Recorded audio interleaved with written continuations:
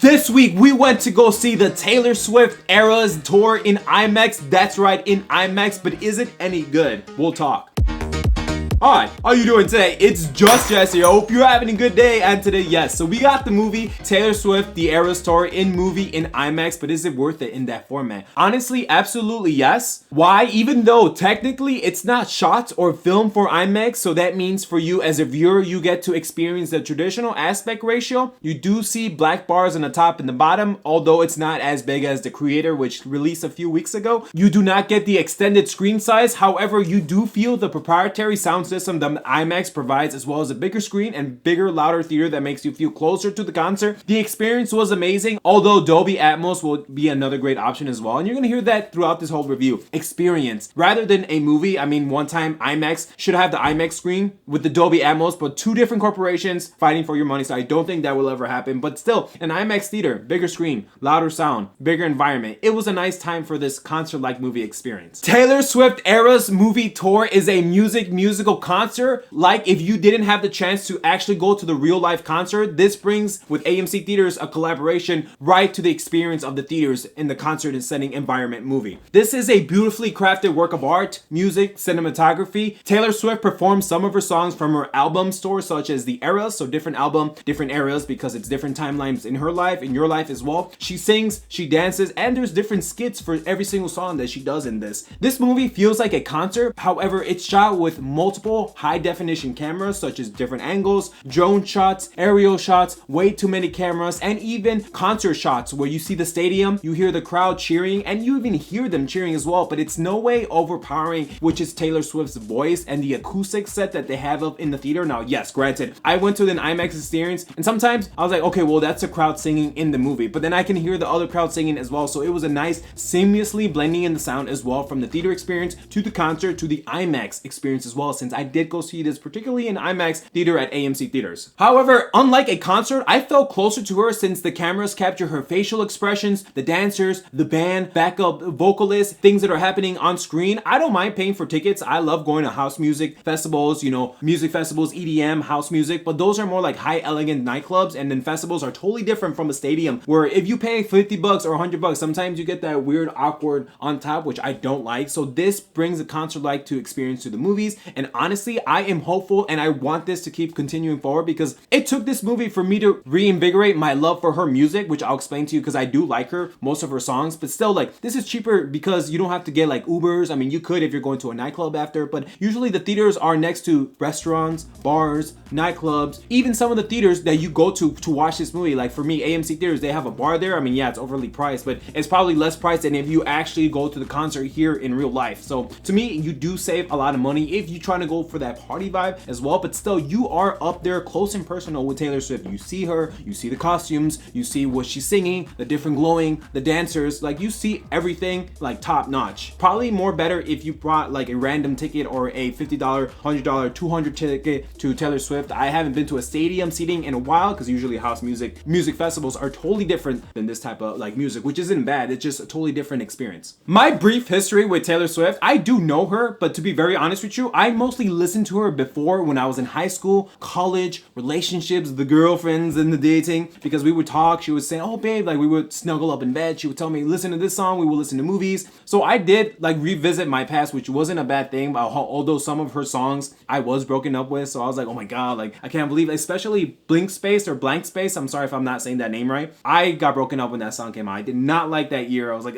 but the songs that I do know from her that she actually performed was 22, Bad Blood, I Knew You Were Trouble, Shake It Off, of course, Blank Space, Love Story, Are You Ready, and We Are Never Getting Back Together, which she did perform, which, so surprisingly, the Red Album, the 1989, and some of Reputation, those are the albums that I really like from her. I don't really know much of her new stuff. I kind of fell off, of course, EDM, house music, is my thing, but I'm glad that I saw this movie in theaters in IMAX because now some of her songs are in my YouTube playlist, so they're my favorites, so I will listen to them from time to time. I was just like, dude, like where has my life been without Taylor Swift? Like I need meet her in my life, but it's also nice because this journey for this movie, I also learned new music that she performed, such as Folklore or the different eras tour. I was like, dude, this is amazing because I loved her old songs, but I like some of her new songs now. And the way that she performed them was amazing. Like, especially 22, like Shake It Off, like people were dancing literally in the theater, and I will explain to you right now more about that. Remember when Barbie and Oppenheimer came out? That was a cultural phenomenon. Well, this is another cultural phenomenon as well, and it felt like more of an experience than a movie. Let me explain. So I'm in an IMAX theater. Some people were dancing like up in the front rows or up in the aisles where you do have room, or like when you go to the second floor if you want to go to the bathroom. The outfits that people had, I would have wore the suits, but I wasn't going to like a club or bar or anything. After that, like my stomach was hurting throughout the thing, so I didn't go. But to be honest with you, I was moving in my seat. So when Shake It Off came up, or 22, or Are You Ready for It, I was like, I literally was like this, and I felt kind of like awkward in the beginning. In the first 20 minutes, I'm like, what am I doing? Like, I don't. And then I did not care. I was like, dude, I look good, I feel good, I smell good. So I was dancing, and then other people were dancing too. They were just chiming in the seat. But sometimes I think I saw like people, I want to say like younger than me, like go up and actually start dancing at the concert. I'm like, dude, this is beautiful. This is like a phenomenon, because the movie concert, the show itself was amazing. There's a lot of costume changes, the scenery, and what's going on when you see the movie in the show, such as the production, the lights, the skits, the microphones, because they're all too different. Or sometimes it's the ballet songs with her and the piano, her and the guitar, or the breakups to break up the show. And there was so much new music that I didn't know that she did. And every time like she did Are You Ready for It, there was like different things, techniques that the choreographers did in terms of the backup dancers. There was a time when she dove in the pool and it felt like she was swimming. There was like a 3D snake. And of course, when the Red album era came out, everything was red. And then even my theater was like, ah, dude, it was really amazing. Even as a guy that likes girls, that appreciates her music, but has fallen off, I am so happy that they made this movie, because now to me, I'm like, wow, like Taylor Swift has been on her game. She's doing this for years. And even when I was in high school, when I was first starting, when she first breakout hit, I guess, I think 1989 was her like most successful album. I think that's what just Google says. So I was in high school. I was a dancer. I was a backup dancer for like show choir, so we would dance and sing. And I loved how she had this whole performance of her dancers, her singers, her band, because one person could only go so much. I mean, yeah, Taylor Swift is gorgeous. She's beautiful. She's sexy. She's amazing. She's a talented performer. And I'm glad that she took the time at the end to tell, hey, thank you for my backup dancers. Because look, when you're dancing to an artist or whatever, you have to have time to like choreographic. You have to practice stage left, stage right, where you come in, when do the lights come in. It takes a lot of production. And since doing high school or music festivals or dancing for those many years, even up until college, it takes a lot of work because you're in practice like day in and day out, probably not every day. We went like Tuesdays, Thursdays, and Saturdays. So it takes a lot of work. And I'm so glad that she commended her team for doing that, because this was an amazing technical achievement. It's like they actually knew that they were going to put this in movies. That's why they had the cameras everywhere. And sometimes you do see a camera or two, but it's in the dark. But most of it's on Taylor Swift. Sometimes I'm like, dude,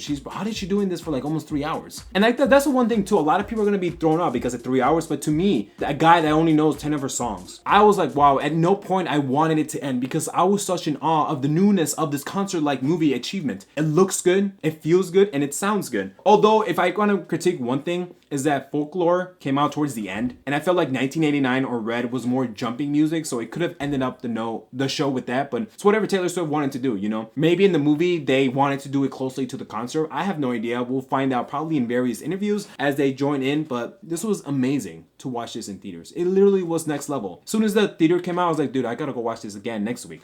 It would have been a disservice not to talk about this movie, not to take part in this movie, because I cover movies. I love music. I love Taylor Swift. I love females. So of course, it would be a disservice for me not to talk about it. And honestly, it's not even the end of the year. And I really feel like this is the second best year of my whole life. Not just because of this movie, because of like everything that's going on. This movie has gonna be in the top 10 best of the year. Yes, it may not have a storyline, but technically there is a storyline. It's Taylor Swift going through the different eras. And they do skits. So it's like different characters that she wrote, especially in Folklore. I felt like that was more of a story base, so maybe that's why they ended the movie on that note. But this was a phenomenon. Like, this was beautiful, beautifully crafted. Like, I have nothing bad to say about it other than the runtime, but it never felt like I wanted it to end. I'm just saying the runtime can be a nuisance for some people that don't like a lot of Taylor Swift. And yeah, sometimes it's her and her guitar, but there's nothing wrong with that because you're just introducing to new music to new people. The first time I heard 22 or Shake It Off or Love Story, I was like, okay, this is cool, and I had to watch it again. Because the first time you hear someone's music, I mean, yeah, you'll like it. But now I'm like, wow, dude, there's so much music that I missed that she did. And honestly, guys, I'm going to give this an A. This was beautiful, beautifully crafted. There's nothing I can bad say about this. If you made it this far, I really appreciate you so much. Maybe consider hitting that like button and turning on notifications so you never miss a video. And with that, take care, bye.